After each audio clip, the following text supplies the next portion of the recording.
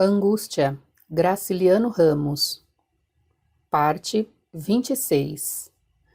Introduzi perturbações muito sérias numa vida. Quando recebi o ordenado, obtive no café 52.000 réis em prata. Vitória fazia inconscientemente ótimo negócio. Juro de 100%. À noite, juntei a isso as 2 libras esterlinas e, à tarde, quando houve silêncio, pus tudo sob a raiz da mangueira. Infelizmente, coloquei as moedas empilhadas como num cartucho, posição diferente da que tinham as que lá estavam. Suponho que isso provocou a desconfiança de Vitória. No dia seguinte, paguei o salário dela e via-a, como todos os meses, andar numa agitação, trocando as cédulas, sumindo-se à noite em viagens ao quintal. Mas a confusão, que ordinariamente dura 3, 4 dias, desapareceu logo e foi substituída por um abatimento que me causou grande mal-estar. Ouvia-a uma noite inteirinha contar dinheiro. Como já disse, ela pensa em voz alta. O metal tilintava em cima da cama da velha, e os números se acumulavam numa soma infindável, sempre emendada. Às vezes a chave rangia na fechadura, a porta abria-se, tornava a fechar-se, abria-se a da sala de jantar. Os passos pesados desciam os degraus. Meia hora depois, a mulher voltava. As moedas tiniam novamente em cima da cama. Outro sumiço. Eu adormecia, mas o ferrolho da sala de jantar e a fechadura do quarto, próximo, acordavam-me. O solilóquio e os tinidos tiravam-me o sono. Levantei-me cedo e encontrei Vitória muito velha e muito bamba. Deixava-se cair a um canto da cozinha, e era difícil arrancar-se dali. Interrompeu as idas ao quintal e abandonou as lições ao currupaco. Notei que as covas estavam revolvidas e mal cobertas. Vitória! Tinha vergonha de chamá-la. Temia que ela me pregasse os olhos brancos e cansados, cheios de aflição. Vitória! Estava sentada, encolhida, movendo em silêncio os beiços moles. E quando levantava a cabeça, mostrava no rosto uma suspeita agoniada.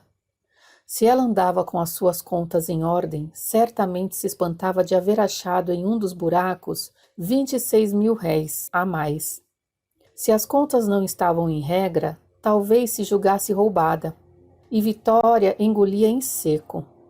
Olhava o currupaco ansiosa, numa interrogação desalentada que fazia pena.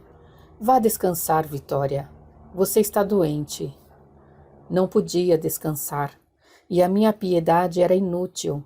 Levei o desespero a uma alma que vivia sossegada. Toda a segurança daquela vida perdeu-se. A linha traçada do quarto, a raiz da mangueira. Uma linha curta que os passos trôpegos e vagarosos percorriam na escuridão, fora de repente cortada. Vá descansar, Vitória. Conselho inútil.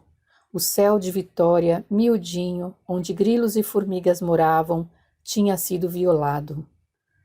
As visitas de Julião Tavares foram escasseando e a alegria ruidosa de Marina, pouco a pouco, desapareceu. Havia grande silêncio na casa vizinha. Seu Ramalho estava contente. Parece que a tonta criou juízo. Acha? Perguntei incrédulo. É calma a ideia.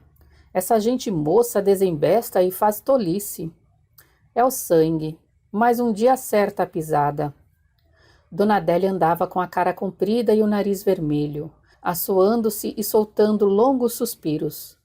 Uma tarde encontrei Marina engulhando junto ao mamoeiro.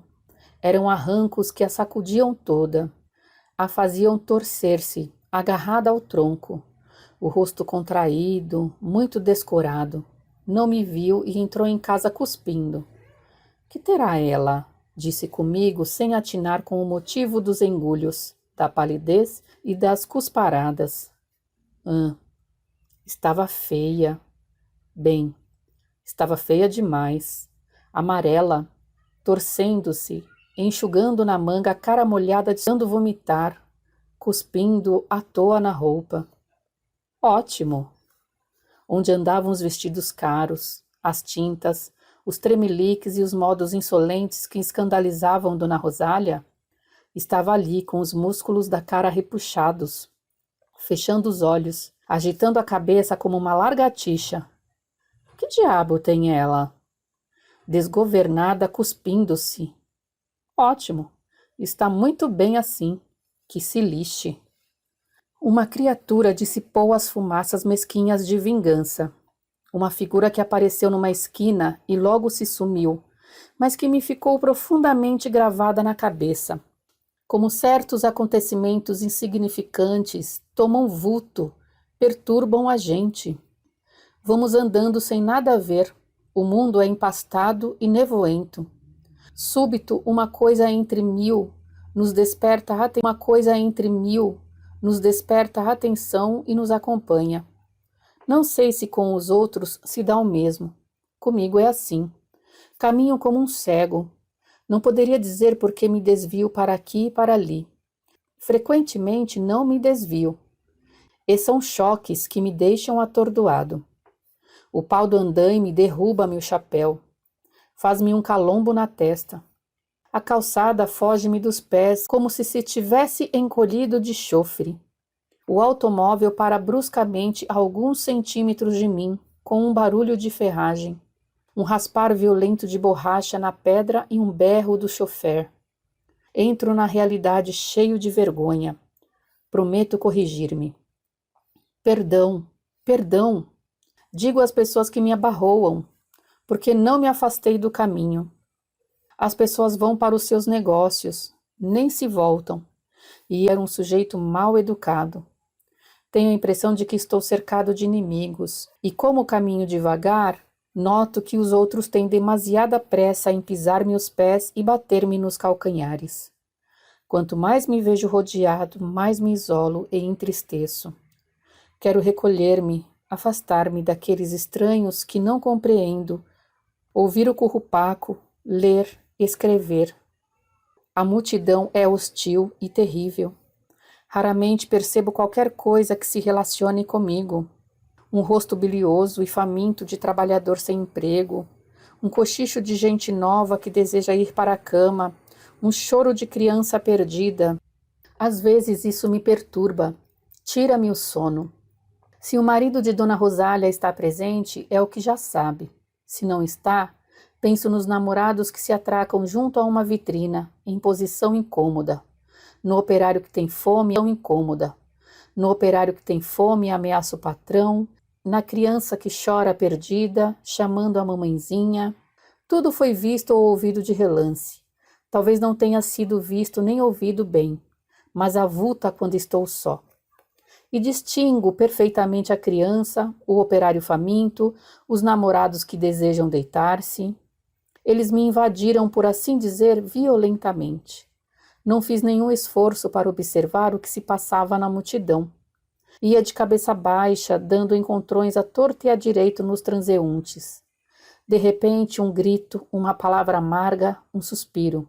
E algumas figuras se criaram, foram bulir comigo na cama. A pessoa a quem me referi surgiu de supetão entre a rua 1º de Março e a Rua do Comércio. Eu ia dobrar a esquina. Ela vinha em sentido contrário. E foi uma colisão feia. A aba do meu chapéu de palha... Perdão, perdão! Dei um passo para trás e distingui uma criatura enorme, que também havia recuado com um choque e estava diante de mim, a mão cobrindo um dos olhos, onde tinha batido a aba do chapéu. Os olhos descobertos, beiços contraídos, as rugas da cara exprimiam espanto, raiva e dor. Encostei-me à parede, deixei-a passar. Foi um tempo insignificante, mas deu para vê-la da cabeça aos pés. 1 minuto depois tinha desaparecido. A banda do rosto crispada, o olho disponível voltado para mim com um brilho de ódio. O espaço que ocupara na calçada era atravessado por outros corpos que iam e vinham, sem me despertar interesse. Mas a imagem do primeiro corpo vivia em mim. Era uma mulher gorda, amarela, mal vestida, com uma barriga monstruosa. Não sei como podia andar na rua com aquela gravidez que estava por dias. A saia esticada na frente levantava-se, exibindo pernas sujas e inchadas. Os pés sujos e inchados cresciam demais nos sapatos cheios de buracos. Com uma das mãos segurava o braço de uma criança magra e pálida. Com a outra escondia o olho e um pedaço da cara. Eu encostava-me à parede, resmungando atrapalhado. Perdão, perdão. Fim do primeiro momento. Aquela figura me provocara cócegas na garganta e um desejo idiota de rir. A barriga disforme resistia ao pano desbotado que tentava contê-la e empinava-se. Tinha uma forma agressiva. Estava ali um cidadão que, antes de nascer, ameaçava a gente. A mãe, que só tinha uma banda de rosto, torcia-se por causa da pancada recebida e cravava-me um olhar duro. A metade de um olhar irritava-me um olhar duro. A metade de um olhar irritado e cheio de sofrimento. Perdão, perdão. Subitamente as cócegas desapareceram. A vontade de rir morreu. E atentei vexado naquela barriga enorme que me provocava. A roupa esgarçava-se, desbotada, fuxicada e remendada. Os pés, metidos à força nos sapatos furados, pareciam bolos. Dera, recuando, um puxão na criança que se pusera a chorar. Nenhuma palavra, apenas uma interjeição de dor e raiva. Grito rouco, perfeitamente selvagem. Com certeza já vinha recebendo encontrões, e aquele demasiado rude lhe esgotara a paciência. Andar no meio da multidão aos emboléus com semelhante barriga, só muita necessidade. Era o tipo da mulher de subúrbio mesquinho, que varre a casa, lava, pare sozinha e se levanta 3 dias depois, vai tratar da vida. Vida infeliz, vida porca. O homem para um lado, ela para outro, arrastando a filha pequena, a barriga deformada, extasiando-se, aguentando pancadas nos olhos. Talvez estivesse na véspera de ter menino, talvez estivesse no dia, talvez já sentisse as entranhas se contraírem.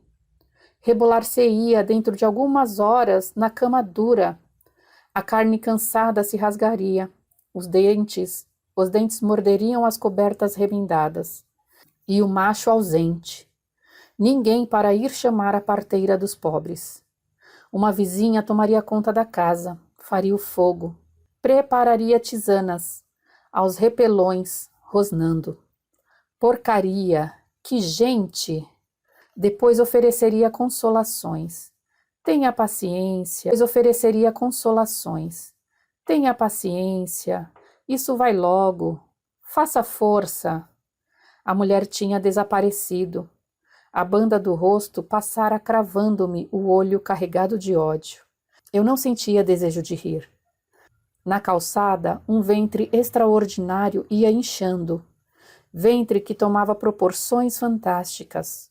Os transeuntes atravessavam aquela barriga transparente. Às vezes paravam dentro dela, e isto era absurdo. Dava-me a ideia de gestações extravagantes. Agora havia 2 imagens distintas. Uma barriga que se alargava pela cidade e a mulher que mostrava apenas um pedaço de cara.